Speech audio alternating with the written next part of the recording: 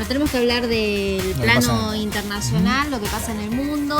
Vamos a comenzar hablando de Venezuela. Recuerden ustedes que ayer le comentábamos que hay una preocupación realmente muy grande a propósito de la muerte de los niños por desnutrición en este país. Se ha conocido que esta última semana otros 3 niños lamentablemente murieron en los hospitales venezolanos a causa de la desnutrición, y es un tema que, como ustedes saben, preocupa y mucho a todos los venezolanos que se ven en realmente situaciones muy difíciles a la hora de conseguir alimentos, nada más y nada menos, y una situación que también refleja, sin lugar a dudas, el mal estado de los insumos en la medicina, que también es otro tema que preocupa y mucho a toda la población venezolana. Sí, así es. Venezuela en un contexto de alta inflación, de una pobreza creciente y de una inestabilidad política, que ahora vamos a conversar con un analista, que realmente llama la atención, porque más allá de que, Vero, no sé si compartís este concepto, más allá de que en Venezuela claramente hay una instancia democrática que está en un punto de ebullición máxima. La tensión que se vive es incomparable prácticamente con los últimos 20 años de la historia de Venezuela. Pero el chavismo a todo esto se había sometido permanentemente al arbitrio de la voluntad popular, y pareciera que en el último tiempo, sobre todo del comienzo de año para acá, entre el referéndum, que lo hizo todo lo posible Maduro por dilatarlo. Y que lo dilató. Y la postergación de algunas elecciones regionales llama la atención fuertemente de los analistas, porque prevén quizás una radicalización de la revolución, sí, porque no está concediendo elecciones que estaban programadas. Así es, que también consiguió, ¿no? Todavía por el momento las elecciones siguen sin fecha fija. Exacto. Y es algo que la oposición está reclamando cada vez con voces más altas. Pero vamos a hablar de este tema con Julio Burdman, que es analista internacional. ¿Cómo le va, Julio? Muy buenas noches. Hola, buenas noches. Bueno, ¿nos puede explicar cómo puede un gobierno oficial evitar que se lleve adelante un cronograma de elecciones que deberían estar, digamos, fijas, ¿no? Por constitución uno se imagina. Es lo mismo que aquí el gobierno oficialista diga, no, este año no va a haber legislativas, y las vaya pasando para más adelante, para que la gente entienda, esto es lo que está pasando en Venezuela, ¿es así? Bueno, todo comenzó con el revocatorio, que había juntado en la elección un conjunto de firmas para desplazar al presidente Maduro a través de un referéndum, y el Tribunal Electoral de Venezuela tiró para atrás el revocatorio, y desde entonces se desacomodó todo el cronograma electoral, ¿verdad?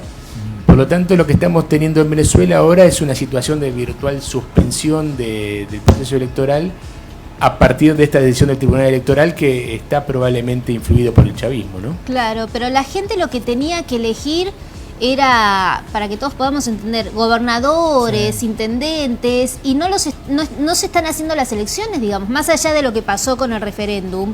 Digo, ¿por qué no se llega a fijar una fecha? ¿Qué pasa en este sentido? Bueno, en el caso de Venezuela también recordemos que está quebrada la relación entre el Ejecutivo y el Legislativo, ¿verdad? Por lo tanto, todo el circuito, insisto, de fijación de fechas se comenzó a quebrar a partir del revocatorio, y antes también de el quiebre de vinculación entre el Ejecutivo y la Asamblea Nacional, ¿no? Por lo tanto, Venezuela hoy está en una situación medio confusa, ¿no? No diría que el régimen democrático no existe más en Venezuela, pero sí que está en una situación irregular por toda esta serie de cortocircuitos institucionales. Ahora, Julio, usted sabe que cuando uno habla con periodistas que viven en Venezuela, que palpan día a día la situación del país, nos dicen que la oposición tampoco juega un rol muy virtuoso, ¿no? Y uno recuerda quizás los años previos a la Revolución Bolivariana, y tampoco el país, digamos, abundaba en buenas noticias. Quiero decir, cuando gobernaba el otro 50%, porque la última elección quedó claro que la sociedad venezolana está partida al medio, ¿no? Ahora un poco más ligada a la oposición, a Maduro, ¿no? Ahora mayoritariamente el 52% sacó sí, Maduro, ¿no? Ganó en las por últimas 2 puntos. Elecciones, sí. Pero ahora quizás la imagen ha caído de Maduro, su gestión no ha sido para nada positiva y la oposición ha ganado terreno. De cualquier manera le pregunto, ¿qué pasa que esa oposición no puede capitalizar el mal momento del chavismo? Bueno, efectivamente hoy Maduro tiene una imagen muy mala, eso tiene que ver con que Venezuela está desde hace por lo menos 2 o 3 años en una profunda crisis económica, ¿no? Esto que ustedes comentaban al principio acerca de los problemas sociales, los desnutridos, tiene que ver con que Venezuela tiene muchos vencimientos de deuda, la caída del precio del petróleo y los problemas de productividad de PDVSA afectaron el ingreso del Estado venezolano y básicamente no tiene dólares para importar, por lo tanto perdió mucha capacidad de importar y Venezuela tiene que importar muchos recursos, muchos instrumentos. Venezuela inclusive importa parte de sus alimentos, ¿no? Sí, claro. Por lo tanto, la crisis económica en Venezuela tiene rápidamente un costado social. Yo creo también que acá hay que destacar que la oposición hace bastante tiempo que viene en una situación muy recalcitrante con el oficialismo, pero había pasado por una etapa de cierta distensión, ¿no? Cuando la crisis económica se había profundizado, se consideraba que realmente Venezuela estaba a las puertas de una crisis social importante y por lo tanto se moderaron todos los espíritus, pero esa dinámica no está llamada a durar, ¿no? Yo creo que la estructura radicalizada que tiene la política venezolana se va a volver a repetir prontamente, ¿no? Sí, y ahora la gran pregunta también es ¿qué papel empieza a jugar, digamos, el nuevo vicepresidente Nicolás Maduro, que algunos creen todavía tiene un perfil mucho más radical del que Maduro tiene, aunque parezca imposible de creer, y sería supuestamente la persona que sucedería a Maduro desde el partido oficialista, ¿no?, en las próximas elecciones? Sí, sin embargo no estamos aún muy en claro cómo va a ser la oferta tanto del oficialismo como de la oposición, ¿verdad? No, lo que se asegura, Julio, Maduro, es que en caso de ser revocado continúe su mandato su vicepresidente alguien de la actual. mano, ¿no? Claro.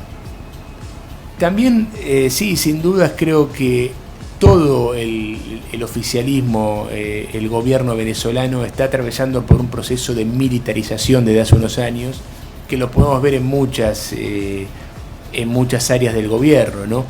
Y lo que estamos teniendo ahora como perspectiva también, y esto no es algo nuevo, sino que es algo que ya lleva por lo menos un año, es la presencia creciente de militares en toda la línea sucesoria, sí, que en buena medida están también para garantizar que el sistema mínimo siga funcionando, ¿no? Por ejemplo, cuando Venezuela tuvo a partir de los últimos 18 meses problemas de abastecimiento profundos en todo el sistema, aparecen los militares también como garantía logística de digamos, de asignar... De la distribución, ¿no? De los alimentos, entre otras cosas, y que ahora han sido observados, ¿no?, por el Departamento de Investigación de los Estados Unidos a propósito de una carta que escribieron a Donald Trump legisladores demócratas y republicanos para que se investigue, ¿no?, por qué estos militares distribuyen los alimentos de una forma, digamos, tan sospechosa. Ahora, ¿sabe lo que le quiero preguntar, Julio? No sé si usted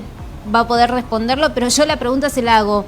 ¿Es tan como lo muestran los medios de comunicación la crisis en Venezuela? Porque como decía Emiliano, ¿cómo es posible que si todo funciona tan mal, la oposición no haya podido capitalizar, ¿no?, este mal funcionamiento? O no haya habido un estallido social, ¿no? O no haya habido un estallido social, como ha sucedido, por ejemplo, en México con el gasolinazo, ¿no? Bueno, uno ve las marchas. En Argentina, uno ve las marchas en Venezuela, pero digo, ¿cómo puede el gobierno entonces sigue estando ahí? ¿Es por la fuerza militar o no está tan mal la situación como creemos?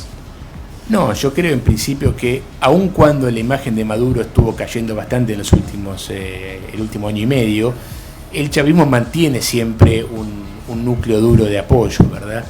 Por otra parte, es cierto que la oposición aparece un poco más fragmentada en toda esta última etapa, pero creo también que algunas cosas sí hemos visto de malestar social fuerte, ¿no? Recordemos estas escenas de venezolanos cruzando la frontera de Colombia para abastecerse. Es decir, estamos viendo algunos indicadores de que la crisis es fuerte, ¿no? No creo que no estemos viendo eso. Claro, no, pero Julio, yo entiendo la pregunta de Verónica y coincido en la orientación, ¿no? Las imágenes que uno recibe de Venezuela y las noticias que uno recibe de Venezuela son las del 19 y 20 de diciembre de 2001 en Argentina, todos los días. Y sin embargo, quizás todavía la situación no se ha desmadrado. Afortunadamente lo decimos, no es que estamos propiciando eso, pero digo, ¿el contexto no da para eso todavía? Yo creo dos cosas, ¿no? Una que la habíamos mencionado antes, hubo en el último año, en el 2016, un momento de cierto entendimiento de las partes en Venezuela. ¿Por qué? Porque había temor a que realmente se desmadrase, como decías vos. Sí. Y este año pasado creo que, aún en un contexto de crisis política bastante profundizada, hubo una cierta, digamos, moderación de las partes.